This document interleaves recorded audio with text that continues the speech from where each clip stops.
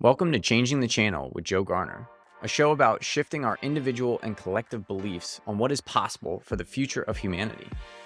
As our understanding of how our reality continues to shift, we are at a point of reunification between science and spirituality.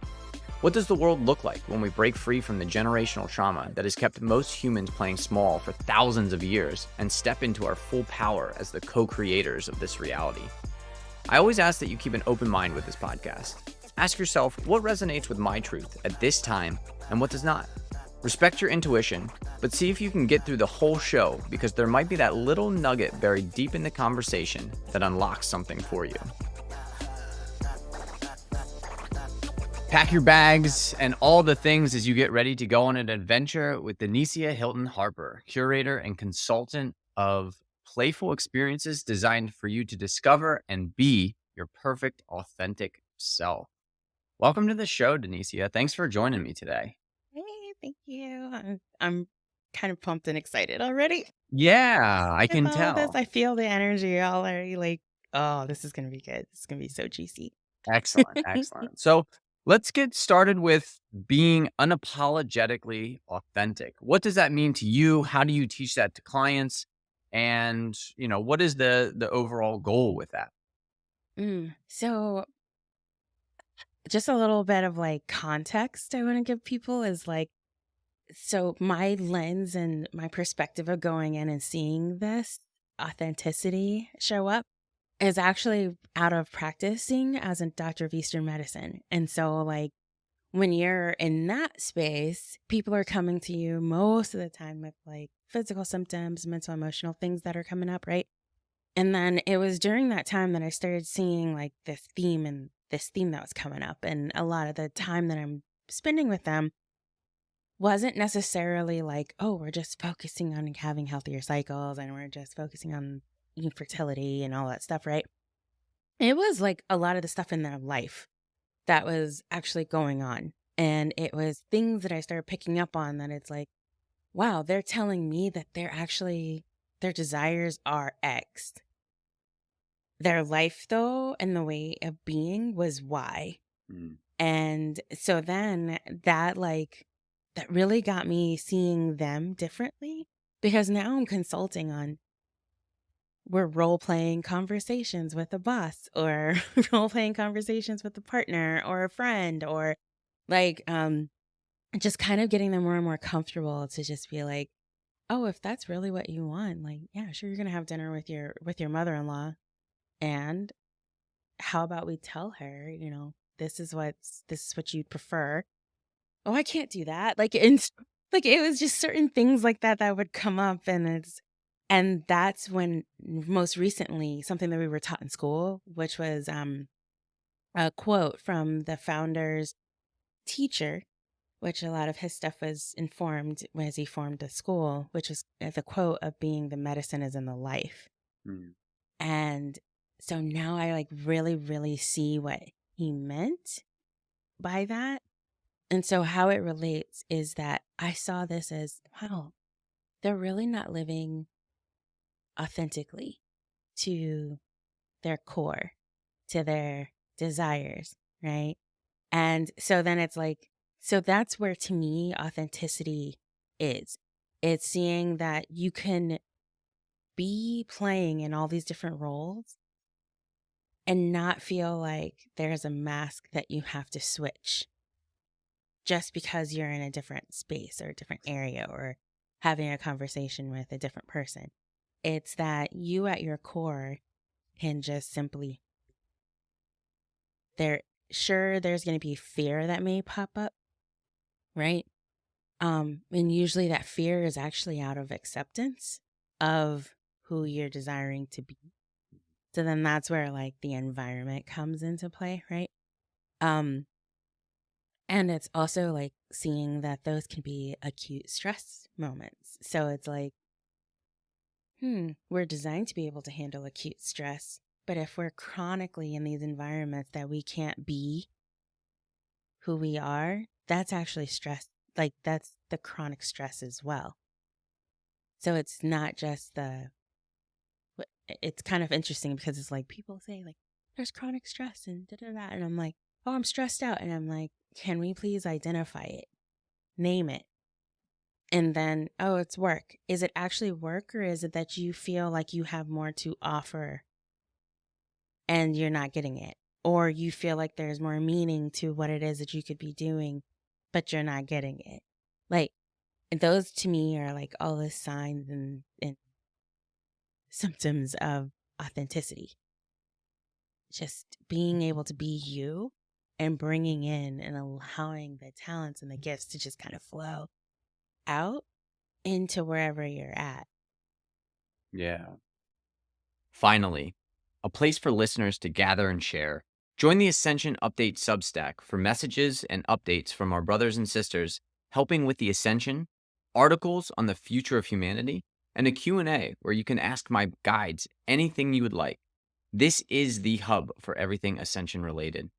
Click the link in the show notes or go to joegarner.substack.com to stay at the leading edge of this movement. And now, back to the show. So do you see that showing up in the physical, ailments? The lack of authenticity that they're living now shows up as, chronic illness, chronic disease, chronic pain. Yeah. And so that's where now, like, I kind of flipped it. So like, so I'm kind of, instead of just kind of coming out the gate and being like, oh, reproductive health, like I was before, things have changed for me where it's like, actually, let's foster a different relationship with our bodies, because that was actually a huge step that I saw, was this dissociation from the physical body. Mhm. And especially now, and you have so much out there that's like mental health, mental health. And to me, that's just another label for keeping people in their mind and further dissociation from the body, when there are pieces of wisdom and insight that comes from the body. And so now it's asking us, like, okay, well, if we're experiencing this symptom, what is it telling us? And then if you add in perspective from like Eastern medicine, and now I've studied other things as well, but so I'll just stick with Eastern for this for sake of ease and conversation. But like, if you look at it through that lens, it's like, sure, it may be anxiety, but if it shows up in certain spots, it gives you the nuance of that Mhm. anxiety, if that makes sense. And so then it's like, from that nuance, then let's explore, like, how is it related to whether or not you're being who you'd like to actually be from your core, from your authentic being. And like, that's kind of like too, when people go and they go on those studies and they start looking at things and they're researching. And the thing is I'm not discounting it, because you actually have to go through that. Because if we are believing in the totality of everybody, you actually do need to acknowledge that there is the mind. So we are going to learn through that way as well. So it's like, you'll go through that similar to what I did, and seeing the mental side of it, but then now we get to integrate it. And so this is where it is that I like talking about, like, sure, we can discover, like, it's like, oh, discover your meaning, discover your purpose, discover your authentic self. And we have to be, because even in the discovery, you're going to have to be. And then from the being, you're going to end up discovering more. So it's kind of like, just kind of keeps going in this continuous loop. But both have to be there. It's kind of like yin and yang, both have to be there for the existence to happen. Right. And that's the idea of the yin and the yang, is that it's a spiral, an upward or downward, but it's a spiral. So every time you go around, right, you're at another level up. So even though there's this continual lessons and experiences that you're having, you're going upwards towards, reunification, the And remembering of your totality of the consciousness of your experiences. yeah. And too, what I love is about the symbol, um, that's sometimes even overlooked, is how you see, like, we're going to go black and white because usually that's how most people see the symbol. But like, the black dot is within the white, and then the white is within the black. And so that's symbolizing that yin is always within yang, and then yang is always within yin. And so even then, you could try to see them separately, but they're still together. Mhm. And so, and to me, that's us. Like, we're a representation of that. And so, where even as we're going through our experiences in life, it may seem like there's only this one huge issue, whatever it is. And if you remember the totality and the yin within yang, yang within yin, then you'll know that in that, there's always that smaller dot that's presence of the other side of the spectrum. And so we get to play in that spectrum. And so, like, I love offering that because then it kind of creates a little bit more ease. I see it as more ease in whatever transition it is that we're going through and whatever experience that we're experiencing. Because sometimes you can get in and be so deep and it's just like, right? Like, is this gonna end? And so, Mhm. so if you could find that one thing that you could kind of see is that small dot within the bigger, what is perceived to be bigger right now. And then over time, you'll see then that the other side is going to start rising, and you're going to start seeing that similar to the rising sun and the rising moon. Like, the moon's always there, even though we might see the sun all the time. And then the sun's there, even though we might see the moon, like Mhm. at that time too. So they're never quite, one is never non-existent. They're both existing at the same time. It's just a matter of like how much of it it's going to be like right there during that cycle of the ebb and flow. Right. And what do you typically see? Like, what's showing up right now in your clients as far as the ebb and the flow? Like, what is the pain and frustration, and then what is the ease and flow for a lot of clients right now? So, okay. So I know that this is going to be evergreen, right? Like, it's going to be kind of hanging around, lurking out there. So context, it's November 3rd and we're in the Northern Hemisphere. And so, like, we are in fall. And although I'm in Florida, so like fall's kind of like, mm, Yeah, I'm in it's, Texas. It's yeah, 89 degrees today, I think. like, yeah. So, but the energy of fall and like what that means, like autumn. And so we're really at this crux of, it's not like a total yin, like in winter, right? Or a total yang of summer. It's like a midpoint. And so that's where you're already hearing it. Well, I don't know if you are, but a lot of people might be hearing it right now. The mental angst that's happening, people are already starting to express some seasonal affectiveness disorder, depression, and sadness, right? All starting to come in as they're coming into this time period where the daylight is getting shorter and shorter. So here's the thing, though. It's also seeing that we're transitioning into reflecting, like it's that midpoint of reflection and assessment, evaluation. And so at that point, it's like, how can you do so and celebrate, right? Like, how can you, like, most of the time it's associated with this, like, didn't do this, didn't do that, I lost this. And, and so therefore, like, people get into that sadness and then now match that up with some holidays. And then this might be a first holiday or a 10th holiday that without someone being in the physical plane. Mhm.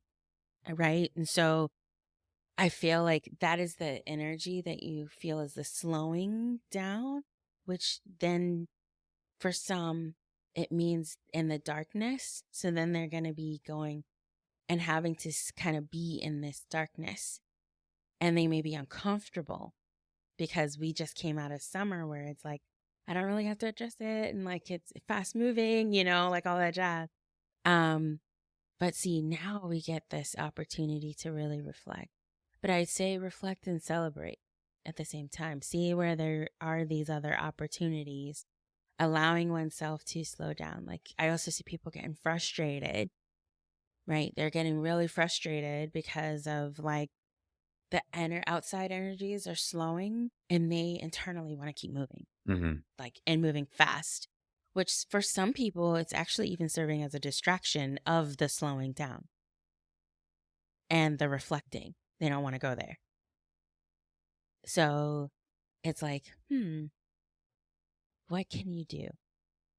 How can you do this in a way that still honors that this is the season that we're in, this on a grander scale? Of course, there's also micros, but like, this is the season that we're in. And then how can we do that? Like, I know this too, and I've had conversations with others as well, because I've had this experience. Traditions that tend to be passed down, and the conflict that can arise when you no longer want to go with that tradition. So therein lies actually the conflict, like the source of conflict. Some thinking that you're turning your back on whatever tradition. So that tradition coming from a culture or subculture, them arguing about it, or they're upset. And so then therefore you kind of like, you just go along with it. Meanwhile, your authentic being, you're now experiencing the headache. You're experiencing the fatigue. You think it's fatigue. Yeah, because you're running your energy trying to be something that you don't want to be, or doing something that you don't want to do, right? The body pain shows up. So it's like you start to see all of those because it's really conflicts into what it is you're really desiring at this time. And it's just not matching, you know? Any suggestions on how to balance that? How to balance, obviously there's always this kind of social requirement to continue these rituals and these festivals and holidays and all of this experience that we've had. But, you authentically know that you don't want to experience that anymore. So any tips or tricks that you have when dealing with family members who do want to continue those, and you want to live your authentic self and don't want to, like, how do you find that balance? Yeah. So this is where I feel like you're going to have to really play with this, right?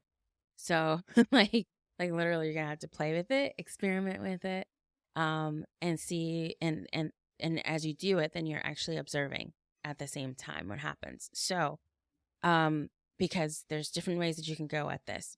You already said yourself, right? There's so many different rituals, there's so many different traditions and all that stuff that's out there. So that means then that there more than likely is something that fits you more now that's already out there. So that might mean, like, if you are, so we tend to complain the fastest, which to me is just citing the issue. So, all right, cite your issue. Say what it is that you want to say. I don't feel like cooking all day. All right, sweet. So we got it. Now we know what it is. So you can write that down if you want. And then now you ask, all right, if you don't feel like cooking all day, then what would you be doing then? Like, what would you be doing outside of that? And then you can go through that process. Well, I actually just want to sit and watch some Christmas movie. Like, okay, watch some Christmas movies and snacks and cool. All right. So if that's what you would like to do, can you do that? And Right. then, and for some, they'll be like, well, yeah, but okay. So then once you say but, now that you just added problem number 2 to your list. So put that under that other column. Now, why do you now explore that? What is it about it? Like, why did you say but?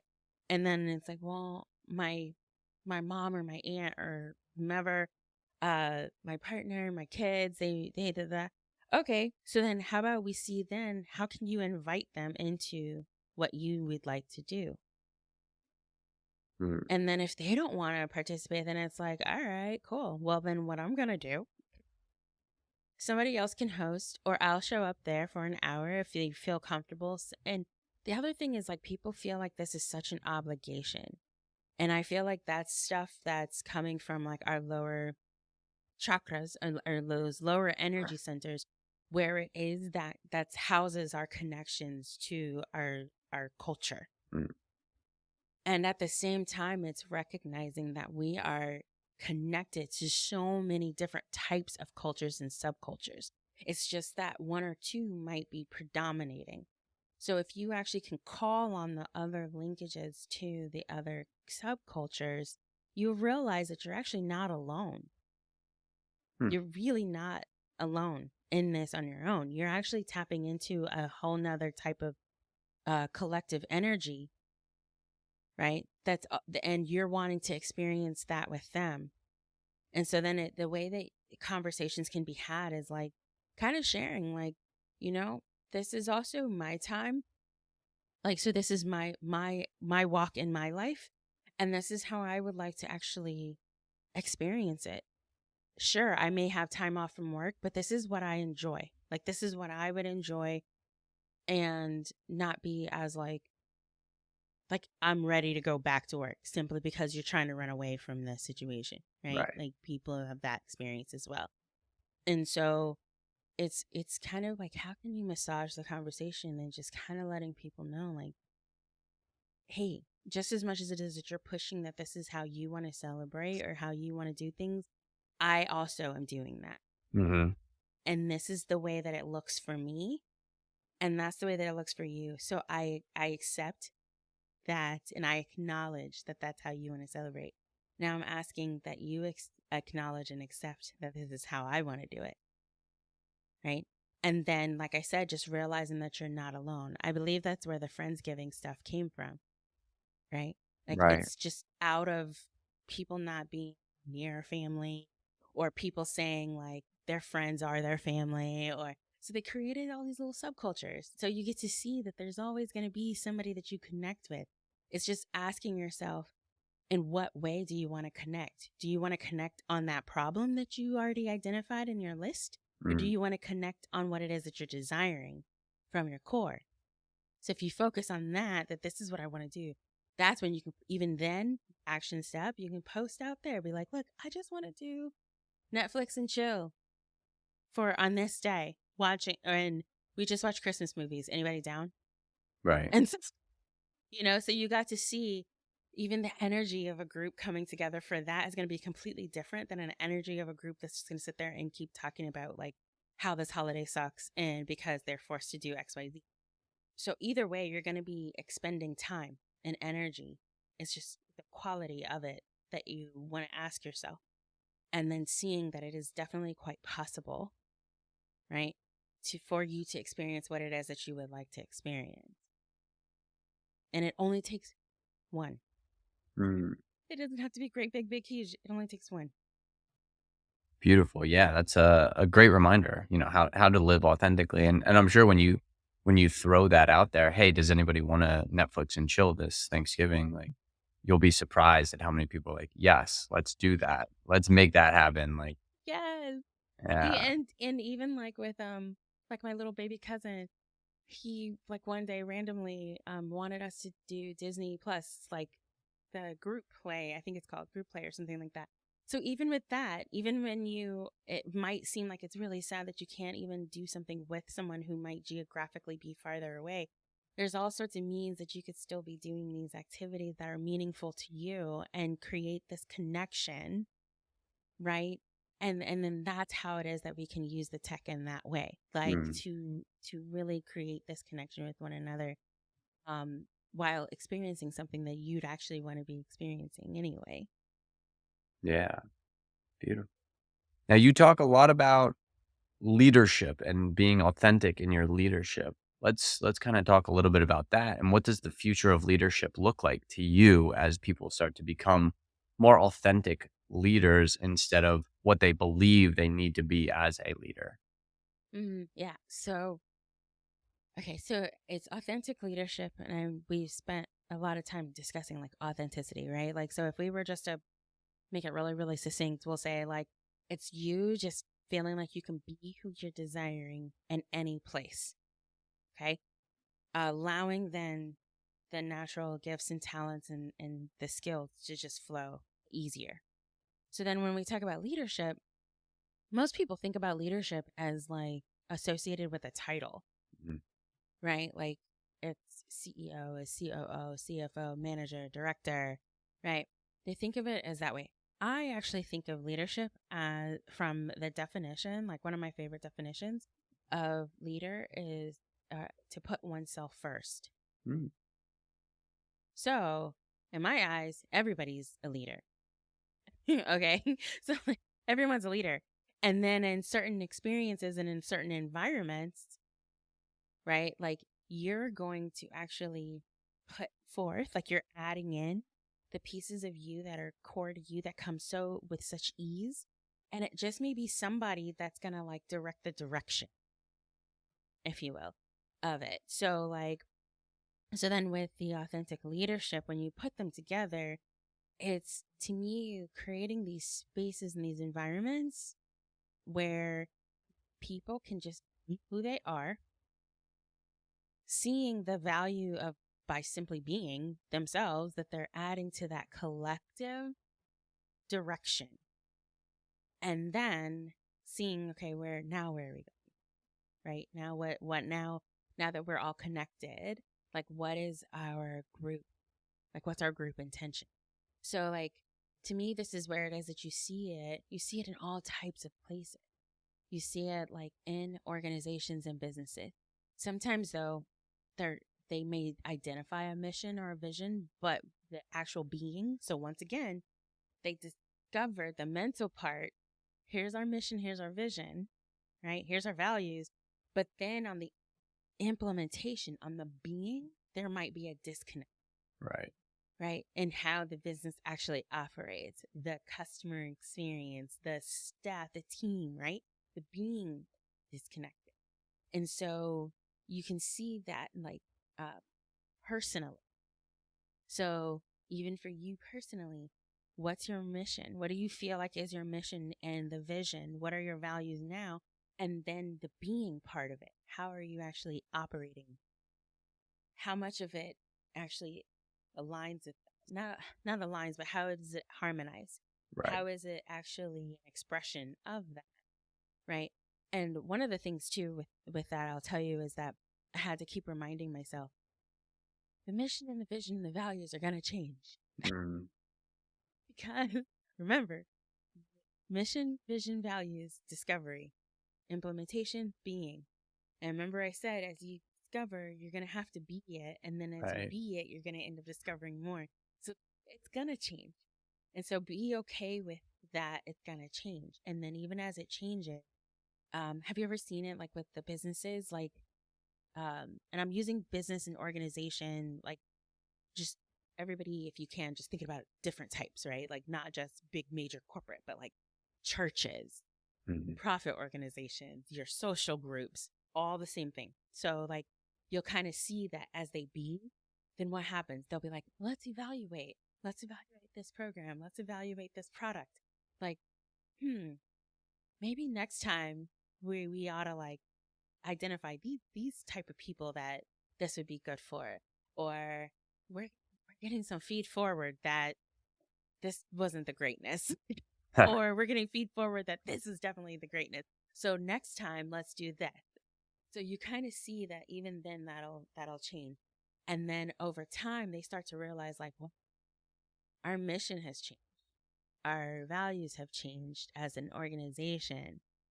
And so, which is cool. So what is it now? And then how can we continue to be that? And so you kind of just keep doing that. So it's like organizational leadership, authentic leadership, and then it's personal, authentic leadership. So like the concepts are the same. It's just in how it is that they're expressed. And like for the future, I feel like we're kind of seeing little inklings, little bit of it, and it's growing and it's growing and it's growing. It's getting bigger and bigger. And it's under the name of ADEI. So it's access, diversity, equity, and inclusion. So the thing is that some companies actually are really getting the robustness and what that, in the sense of, this isn't just about having different skin colors present. Right. This isn't just about having all genders present, which it is, yin and yang people. So it's that, but now they're also realizing, if we do have this mix of people here, they're going to come in with mix of talents, gifts, and skills. If we want to really leverage what we're investing in them, they can innovate and create for the products and services faster and more effectively. And that means then they enjoy being there. That energy transcends into what we're developing and selling for our customers, and they're going to feel that too. And then now they're going to keep coming back to us. And so you see it like permeating out.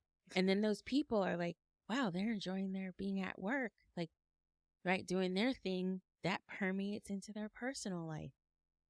So now at home, it's like they're not coming home to have to have this drink, or to be like, oh, I have to go and do XYZ, whatever, and some of these other types of addictions that show up as a way to cope with whatever is going on.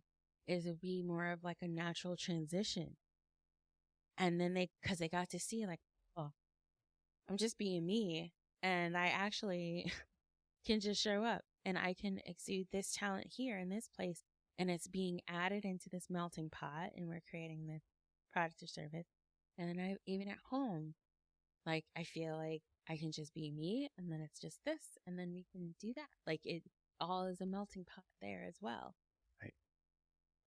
Like, so that's how I see it, like, filtering and trickling out. I think about the farms and how people would feel like, they might say, like, the food tastes different. Right. And then as you backtrack down the supply chain line, you would find out, like, people were actually picking up the difference between foods coming from farms that were using primarily like cold steel machinery versus the ones that would have people actually like physically picking or harvesting or Right. fertilizing soil, like all of that. Like, they were literally picking up the difference in the energies just down the supply line coming from food. So that subtleness, that's not quite so subtle, right? Right. It's It it's it accessible. You can feel it. It's tenable. yeah. Oh yeah. Yeah, that's incredible. And I think that's a part of, this transition that we're going through, is that realization. We're moving away from, the reductionist scientific approach, and we're starting to understand that energy does have a massive role in how things show up, what, what the byproduct of that energy is. And speaking to authenticity, there's the idea that each one of us is born with a natural frequency, and that's the authentic aspect of yourself. And you spend, you know, a third of your life building up these barriers, these walls, and putting things around that authentic self.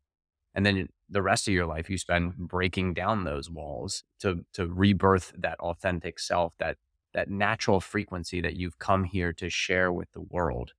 And yeah, I think you're doing an amazing thing, helping people allow that authenticity, that natural frequency that they're here to vibrate.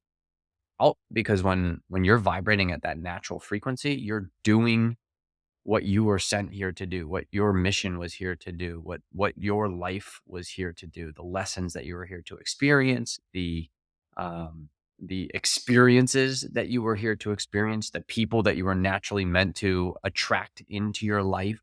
You're now experiencing those, and it starts to happen. The more authentic, the more natural of your frequency you'll automatically attract. This is part of like the quantum aspect of reality. You'll automatically attract those people into your life, those experiences, that job that you're looking for, the money that you need. the more authentic that you are, the easier everything starts to become. So a lot of people are scared. It's like, I don't want to be authentic because I'm gonna start pushing people away. And it's like, well, yes, you're pushing the people away that are not meant to be in your life, that are not meant to Yeah. be here experiencing what you're meant to be here experiencing. And Right. I think as more and more and more people start to do that, again, that trickle down that you're talking about that's happening automatically is you'll start to see that in Fortune 500 companies, small businesses, churches, any type of organization. You're going to start to see that natural trickle down is going to start to happen because we came here, we knew what was going to happen. We knew the future when we were born into this world, right? That's why we have that natural frequency. And as we hit it, the world just kind of stays the same, but we're in this massive transitionary period, this shift in consciousness that's happening. And each person, every soul that wakes up to their authentic self, authentic self, they're going to help this transition. They have a mission, they have a perspective, they have abilities that are here to help make this transition from lower density, from kind of stuck energy into a more expanded state for all of humanity. And it's Right. really cool to see people coming into that and experiencing it. And no matter what's going on the external world, if you can be that authentic self, you'll make the right decisions, you'll be led to the right places, you'll do the right things. Yeah. And I totally loving what you're saying. And as I was listening, it comes up that like as people start uh to remember, I call it resource, to come to your source of self. And like as you did that, like you said, like the first third, yeah, it's kind of like you walk up and you kind of like go out. I actually consider that to be valuable in this sense of, in a way, we kind of were like, I keep doing this. So maybe it's like the tendrils of assessing what is going on, like what is the lay of the land, Mhm. so that it's almost like this is what's happening, this is what's going on. Now I see how it is. Now I can break the walls down to see how it is that my talents and gifts can be of service. Right. Because now I understand, right, more of what is going on and what's coming up for these people. And so I can, okay, now I can let it flow. I can, and, and then it's like, it's almost like doing a recon. Yeah. It's almost kind of like doing a recon. Like, this is where people are at. And then, because it's like, I know that some people say only certain people are intuitive and certain people are empathic. And I actually believe all of us are. Yeah. And so it's just a matter of paying attention to it and then actually saying, acknowledging it, because what it is, it's that's literally our connections to other people. That's Mhm. our tap into the collective. That's the acknowledgement that I am one within a collective. And so you're picking up of these energies of what is going, and then it's like, all right, cool, all right, so now I see what I'm to offer. Right. Yeah, and it's hard to see that like if it's the fish in the water, right? Like if you're empathic naturally and then you never experience a state of non-empathy, whether that's in the society or in your family or whatever those past experiences were that showed you, okay, well, I have this empathic ability, but some other people don't. If you don't have that, you're just going to believe you'll go through life that everybody is empathic, right? So having those experiences where you have to kind of shut down that empathy, prepares you. It's yeah, like you said, you're going into enemy territory and Yeah. experiencing what they're doing and seeing from their perspective. And without that perspective, it you can't understand what you're here to do and what you're here to shift and how you can share your gifts with other people and how that's going to improve their empathic abilities or their telepathic abilities or, their clairsentience, claircognizance, and again, all humans have this ability. We all have 99.99% the same DNA as every other human. So if one human is capable of doing something, all humans are capable of doing it. And that was a message that goes back to Jesus. He says, you'll be able to do this and more. And that's because we are all human. We all have this capability, but we're using 6% of our DNA right now, and 94% of it is junk DNA. So as we raise our consciousness, what begins to happen, the epigenetics starts to turn on the DNA that we're capable of handling through our conscious ability, through the love that we're sharing in our hearts. And as that starts to turn on, again, the human species begins to evolve. It begins to evolve to this higher level where it starts with empathy and moves to telepathy, to the ability to turn on your sixth sense, the clairs, the ability to see through the veil, and all of this is coming. It's all coming, and every human has the ability to do it. So as you start to do it and share it, and that belief starts to come into this reality, then the belief permeates, and it's the belief. Uh, Joe Dispenza talks about this all the time. The belief is what turns on the genes. It's not the drugs that you take. It's not the experiences that you have. It's the belief that turns on the epigenetic ability to turn on and off genes. Yeah. So if you And have what you that say. belief that we're all capable of it, then you'll be able to experience that as well. And it takes a little bit of coaching. It takes a little bit of, coaching or being around somebody who is capable of doing that. And it's funny, like something as you were pointing out, like the fish perspective. So it got me thinking about something else. I was like, oh my gosh, this just popped up. Like, and so it's a way too of like, you as you walk on, you're gonna think like, oh, it's just me, like this is what happens, blah blah blah. And then what happens, though, once again, part of your environment. So this is why I ask people to assess the environment and what is actually going on, internally and externally. But like this would be an external example, would be like that fish didn't know until it was reflected through something else, right? And so I had that personal experience where when I was in school, I'm just going through seeing patients, writing up my stuff, and I'm thinking, cool, I'm just kind of doing my thing. Well, it actually took a teacher, one of my clinic supervisors, to point out to me that there were certain things that I was seeing and that I was getting that other students weren't. And so I was like, what? And then like, and when it took through her reflection for me to realize that that was a gift that I had, Right. because it came with such ease for me. In which case she was explaining that for others, it really had to be taught and like really, and so that became more of a skill for them versus a gift for me. And so similar to the fish situation. So with that being said, where can you put yourself, or can you create an environment where others are going to be able to see that and be that reflection and call those things out, because they do come with such ease for you that you may not even see it. You may not realize that that is the offering to the collective. If there is no, you don't have to keep searching because it's already within.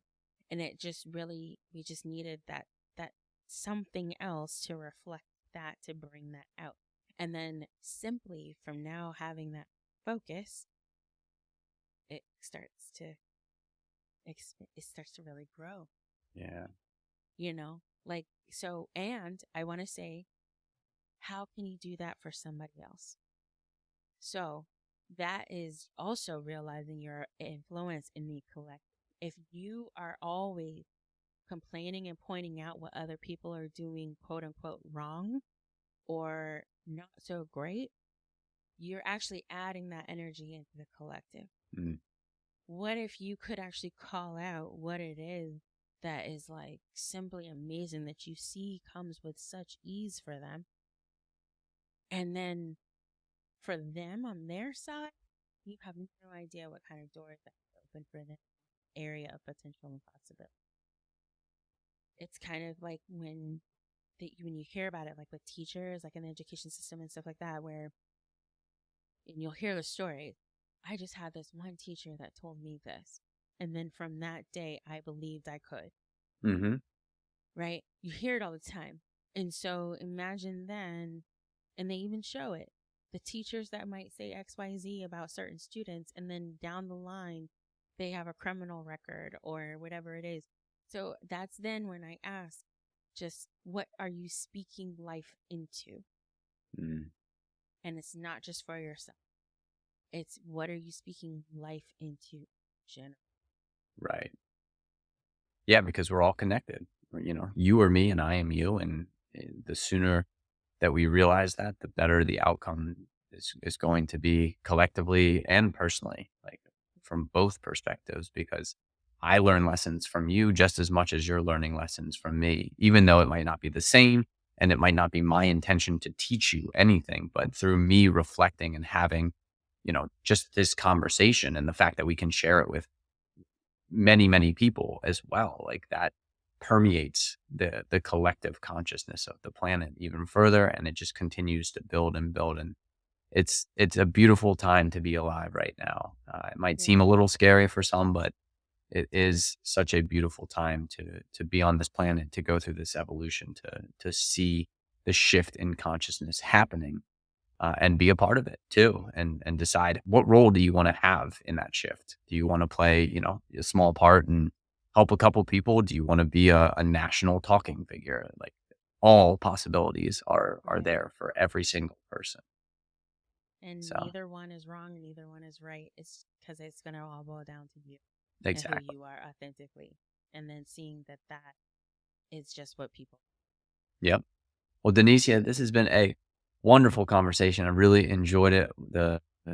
Just kind of getting to understand, being that authentic self, being, seeing where the collective is going and how much of a role we all have on that is such a fun conversation.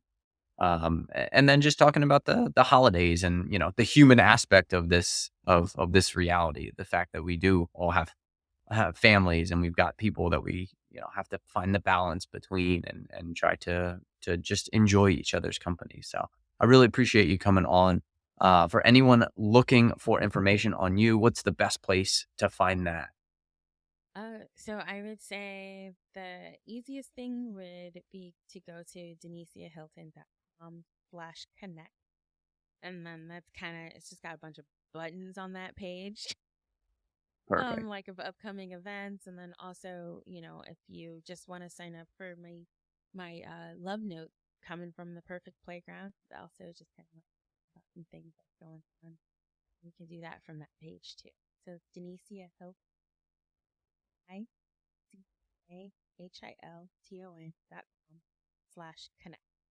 Perfect. And I'll make sure I link that in the bio or in the show notes. So really appreciate you coming on. I hope you have a great rest of your day. Thank you again for listening to Changing the Channel with Joe Garner.